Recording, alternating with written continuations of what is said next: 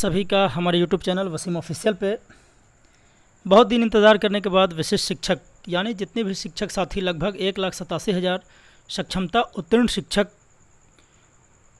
Transfer और पदस्थापन की इंतज़ार में बैठे हुए हैं, उनके लिए एक बहुत बड़ा जो है वो खबर शिक्षा विभाग की ओर से निकल कर आ रहा है। आज जो है एस सिद्धार्थ के द्वारा एक लेटर जारी किया गया है माध्यमिक शिक्षा निदेशालय से। इसमें साफ इन्होंने किया है कि विशिष्ट शिक्षक नियमावली 2023 के अनुसार के नियम 4 के परिप्रेक्ष्य में स्थानीय निकाय शिक्षकों की सक्षमता परीक्षा 2024 माह फरवरी और मार्च में आयोजित किया गया था। सक्षमता परीक्षा का परीक्षा फल प्रकाशित किया जा चुका है। स्थानीय निकाय शिक्षक जो सक्षमता उत्तीर्ण हैं नव पदस्थापित विद्यालय में योगदान करने के पश्चात विशिष्ट शिक्षक कहे जाएंगे। यानी जितने भी कमोबेश लगभग 1,87,000 शिक्षक जो हैं वो पास हैं और जैसे ही वो नए विद्यालय में जाते हैं तो वो विशिष्ट शिक्षक जो है वो कहे जाएंगे।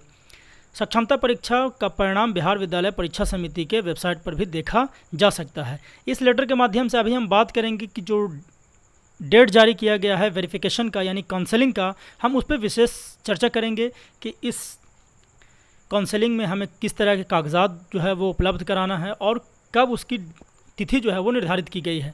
कहता है सभी शिक्षक अभ्यर्थी अपने परिणाम के अतिरिक्त यह भी देख सकते हैं कि उन्हें नियुक्ति हेतु कौन जिला आवंटित किया गया है और सभी संबंधित अभ्यर्थियों को वेरिफिकेशन हेतु उपस्थित होना होगा, यानी कि सशरीर उपस्थित होना होगा सारे कागजात के साथ। कहता है सभी अनुशंसित शिक्षक पुस्तकालय अध्यक्ष की वेरिफिकेशन उन्हें नियुक्ति हेतु आवंटित जिला के DRCC में की जाएगी, यानी कि जहां TRE1 और TRE2 का वेरिफिकेशन हुआ था उसी स्थल पे जो है वो सक्षमता की भी काउंसलिंग कराई जाएगी। TRE1 और TRE2 में जो है वो स्लॉट ना होने की वजह से अभ्यर्थियों को खासी परेशानियों का सामना करना पड़ा था। उसी को देखते हुए बिहार सरकार ने जो अब जो वेरिफिकेशन है बजाते वो स्लॉट यानी कि अपॉइंटमेंट का एक स्लॉट शेड्यूल जारी करेगा। उसी टाइम पे और उसी समय पे आपको काउंटर नंबर जो है वो अंकित होगा, आपको वहाँ पे जाना, इसमें किसी तरह का कोई आपाधापी नहीं होगी। कहता है वेरिफिकेशन के लिए तिथि एवं टाइम स्लॉट का निर्धारण मुख्यालय स्तर से किया जाएगा, यानी कि आपको जो है वो उसकी सूचना जो है वो उपलब्ध करा दी जाएगी ई शिक्षा कोर्स एप्लीकेशन के माध्यम से। सबसे पहले स्लॉट की जानकारी यहाँ पर दिया गया है, यानी कि जो पहला स्लॉट है वो 9 बजे से 10:30 बजे के बीच में ये पहला स्लॉट है। दूसरा स्लॉट जो है वो 10:30 बजे से 12 बजे तक। तीसरा स्लॉट 12 बजे से 1:30 तक। चौथा स्लॉट 1:30 से 3 बजे तक और पांचवा स्लॉट जो है वो 3 बजे से लेकर के 4:30 बजे तक ये स्लॉट है। यानी कि ये टाइम ड्यूरेशन है, यानी कि स्लॉट 1, स्लॉट 2, स्लॉट 3 इस तरह से होंगे। अब मान लिया कि कोई अभ्यर्थी ए है, उसका स्लॉट जो है वो 3 है, तो वो उसको जो है वो तीसरा स्लॉट वो 12 बजे से 1 बजे के बीच में उनको पहुंचना होगा और उनका काउंटर जो है वो निर्धारित रहेगा उसके ई शिक्षा एप्लीकेशन पे या SMS के माध्यम से उन्हें सूचना दिया जाएगा। हम आगे बताते हैं, इसको पूरा खंडन करते हैं। अभी कहता है वेरिफिकेशन हेतु शिक्षकों की कोटि के अनुसार तिथि का निर्धारण निम्नवत किया जाता है, यानी कि अभी हम स्लॉट की बात कर रहे थे, अब जो है वो दिनांक है। पहले कहता है उच्च माध्यमिक एवं पुस्तकालय अध्यक्ष जो शिक्षक हैं उनको जो है वो 1/8/2024 से लगातार यानी कि 1 अगस्त से इनकी काउंसलिंग जो है वो शुरू हो जाएगी। दूसरा है माध्यमिक शिक्षक, उनकी जो है वो 2 तारीख से शुरू होगी। तीसरा है स्नातक कोटि के सभी विषय के शिक्षक, उनका 3 तारीख से लगातार शुरू होगा। और मूल कोटि के उर्दू बांग्ला शारीरिक शिक्षक जो होंगे उनका जो है वो 5 तारीख से लगातार होगा। और जो मूल कोटि के सामान्य शिक्षक हैं उन्हें 6 तारीख से लगातार जो है वो तिथिवार उनकी जो है वो काउंसलिंग कराई जाएगी। यानी ये हो गई तिथि और ये हो गया स्लॉट। यानी कि उच्च माध्यमिक शिक्षक एवं पुस्तकालय अध्यक्ष इनका 1 तारीख से शुरू है, तो इन जितने भी हो सकता है कि ये 1000 अभ्यर्थी हों, तो इन 1000 अभ्यर्थियों को स्लॉट वाइज जो है वो बांट दिया जाएगा।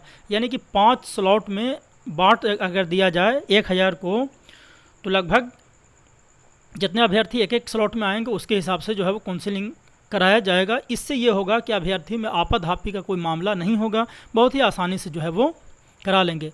अब कहता है किस अभ्यर्थी को किस स्लॉट तिथि को वेरिफिकेशन हेतु उपस्थित होना है, इनका निर्धारण मुख्यालय स्तर से किया जाएगा तथा यह विभागीय वेबसाइट पर उपलब्ध होगा। साथ ही इसकी सूचना संबंधित अभ्यर्थी को दी जाएगी। इसके लिए कोई हड़बड़ी की ज़रूरत नहीं है, आपको जो है वो किसी भी माध्यम से इलेक्ट्रॉनिक माध्यम से या फिर लॉगिन आईडी से, जिस तरह से भी हो आपको मिल जाएगा। उसके बाद कहता है वेरिफिकेशन से संबंधित महत्वपूर्ण अनुदेश हैं इसमें। कहता है वर्गवार, विषयवार, स्लॉटवार सक्षमता परीक्षा उत्तीर्ण शिक्षकों या पुस्तकालय अध्यक्षों की सूची शिक्षा विभाग के वेबसाइट पर अपलोड किया जाएगा। यानी कि किस शिक्षक को किस तिथि को और किस स्लॉट में बुलाया जाएगा, इसको अपलोड भी किया जाएगा। उसके बाद कहता है वेरिफिकेशन हेतु कोई हड़बड़ी एवं आपाधापी न करें। वेरिफिकेशन की तिथि का अनुशंसित अभ्यर्थियों की वरीयता से कोई संबंध नहीं है। यानी कि बहुत सारे अभ्यर्थी में ये आशंका होती है कि जो पहले कराएगा उसकी वरीयता जो है वो ऊपर हो जाएगी, लेकिन यहाँ साफ है कि इससे कोई वरीयता से कोई संबंध नहीं है। उनकी वरीयता विद्यालय में योगदान की तिथि के आधार पर निर्धारित होगी। उसके बाद कहता है संबंधित अभ्यर्थी वेरिफिकेशन स्थल पर निर्धारित समय अनुसार पहुंचकर वेरिफिकेशन कराएंगे। वेरिफिकेशन के समय वही शिक्षक अभ्यर्थी उपस्थित होंगे जिनका स्लॉट निर्धारित है। यानी कि जिस तरह से अपॉइंटमेंट बुक होता है, यानी कि आपका अगर अपॉइंटमेंट है, स्लॉट है, उसी स्लॉट पे आपको जाना है और उस समय के अनुसार। कहता है टाइम स्लॉट के अनुसार काउंटर पर अभ्यर्थी का नाम खुलेगा। यानी कि ना तो आपको पहले जाने से फ़ायदा है और ना बाद में जाने से फ़ायदा है। उसके बाद कहता है वेरिफिकेशन स्थल पर अभ्यर्थी अपने आधार कार्ड एवं इसके साथ रजिस्टर्ड मोबाइल के साथ आएंगे। यानी ये जो पॉइंट है आप यहाँ पर देख रहे होंगे, 5 नंबर का जो पॉइंट है ये बहुत ही मार्केबल है। इसमें कहता है वेरिफिकेशन स्थल पर अभ्यर्थी अपने आधार कार्ड एवं आधार कार्ड से रजिस्टर्ड जो मोबाइल है उसको ले करके आएंगे, जिस पर SMS एवं ई शिक्षा कोष मोबाइल ऐप के माध्यम से टाइम स्लॉट की सूचना दी जाएगी। वेरिफिकेशन स्थल में प्रवेश का आधार यही होगा। यानी कि जो आधार कार्ड में मोबाइल नंबर है वो, ये शिक्षा कोष और आधार कार्ड, ये 3 चीज़ें आपकी होंगी। तो ये आपका समझिए एक गेट पास हो गया। इसी के आधार पर जो है वो आपको वेरिफिकेशन स्थल पर प्रवेश करने के लिए अनुमति प्रदान करेगा। उसके बाद कहता है वेरिफिकेशन में भाग लेने वाले शिक्षा के अभ्यर्थी अधिकतम 3 दिनों के लिए ऑफिशियल ड्यूटी पर माने जाएंगे। यानी जिस दिन आपका वेरिफिकेशन है, यानी कि पूरे वेरिफिकेशन की प्रक्रिया में आपको 3 दिन जो है वो छुट्टी रहेगा। 3 दिन आप ऑफिशियल ड्यूटी पे होंगे। यानी कि जब आप ऑफिशियल ड्यूटी पे होंगे तो आप अपने ई शिक्षा ऐप में, ई शिक्षा कोर्स ऐप में आप जो है वो मार्क ऑन ड्यूटी को चिन्हित करेंगे। यानी सेल्फ अटेंडेंस ना बना करके मार्क ऑन ड्यूटी को मार्क करेंगे। कहता है प्रत्येक विद्यालय में कार्यरत बल के सापेक्ष 1/3 शिक्षक ही अब वेरिफिकेशन में आएंगे। यानी कि ऐसा ना हो कि सारे शिक्षक स्कूल बंद करके चले जाएं, उसकी जो सूचना है वो भी उपलब्ध कराई जाएगी ताकि स्कूल की गतिविधि में कोई प्रभाव न डाले। हम उसके बाद चलते हैं, ये तो इसका पूरा ये डिटेल है। हम चलते हैं अब कि हमें कौन कौन सी जो है वो दस्तावेज वहाँ पर ले जाना है। कहता है निर्धारित तिथि को वेरिफिकेशन हेतु उपस्थित होने वाले अभ्यर्थी को सक्षमता परीक्षा के फॉर्म भरते समय जिन अभिलेखों को जिस क्रम में अपलोड किया गया है उसी क्रम में वेरिफिकेशन के समय प्रस्तुत करेंगे, जिसका विवरण निम्नवत है। यानी कि सक्षमता एप्लीकेशन यानी कि अप्लाई करते समय आपने जिन जिन दस्तावेज़ों को जैसे जैसे आपने अपलोड किया था उसी तरह से नंबर वाइज जो है वो आप सारे डॉक्यूमेंट की स्वाभिप्रमाणित प्रति की छाया प्रति आप लगा देंगे और मूल प्रति भी अपने साथ रखेंगे जितने भी आपने आवेदन करते समय दिया था। इसमें पहला है मूल जाति प्रमाण पत्र यथा लागू हो, यानी जिसके लिए जाति प्रमाण पत्र लागू हो वो जाति प्रमाण पत्र रखेंगे। मूल दिव्यांग पत्र यदि लागू हो, जो दिव्यांग होंगे ये रखेंगे। कहता है मूल आधार कार्ड, नियोजन पत्र, मैट्रिक का प्रमाण पत्र, इंटरमीडिएट का प्रमाण पत्र, स्नातक का प्रमाण पत्र। उसके बाद कहता है स्नातकोत्तर का प्रमाण पत्र, DLED BEd जो आपसे संबंधित हो उसका प्रमाण पत्र, दक्षता BTET STET CTET प्रमाण पत्र आपको देना है। अभ्यर्थी अपना पैन कार्ड के साथ उपरोक्त सभी डॉक्यूमेंट का स्व अभिप्रमाणित छाया प्रति साथ लाएंगे। यानी उपरोक्त जितने भी डॉक्यूमेंट्स के बारे में यहाँ पर बात करता है इन सब का जो है वो आपको छाया प्रति स्वाभिप्रमाणित करके ले जाना है। उसके बाद अभी और एक चीज़ इंपॉर्टेंट है इसमें, उक्त प्रमाण पत्रों के अतिरिक्त अभ्यर्थी को निम्नांकित अभिलेख भी लाना है।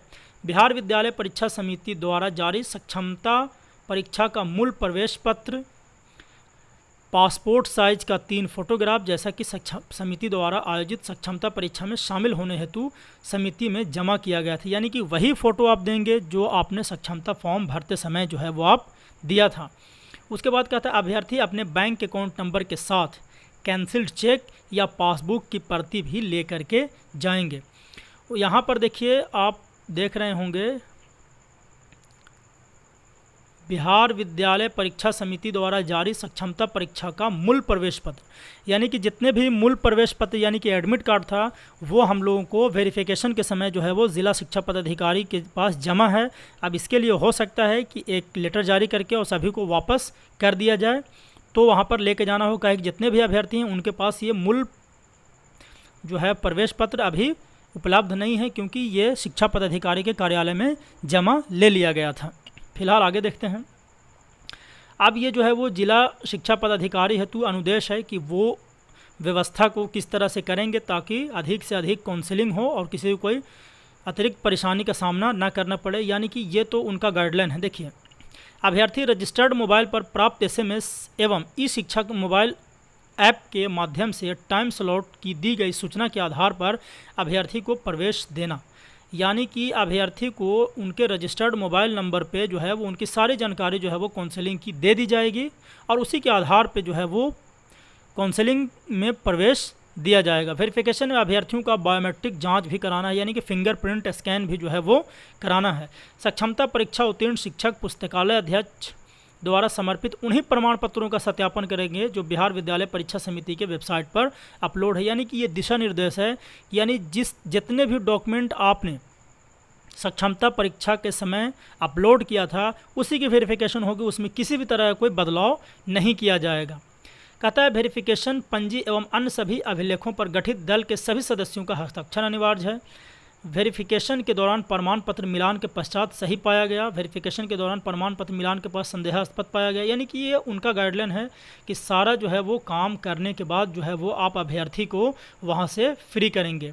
कहता है उपरोक्त के संबंध में विशेष जानकारी के लिए विभागीय वेबसाइट संबंधित जिला शिक्षा पदाधिकारी से संपर्क किया जा सकता है, यानी कि ये आज ही का है, 16/7/2024 का है, यानी कि इतने दिन से इंतज़ार में यानी कि पदस्थापन के इंतज़ार में बैठे सक्षमता पास जितने भी हमारे शिक्षक साथी हैं उन सब के लिए एक बहुत बड़ा न्यूज़ है कि अब जो है वो तिथि भी घोषित कर दी गई है, समय भी घोषित कर दिया गया है।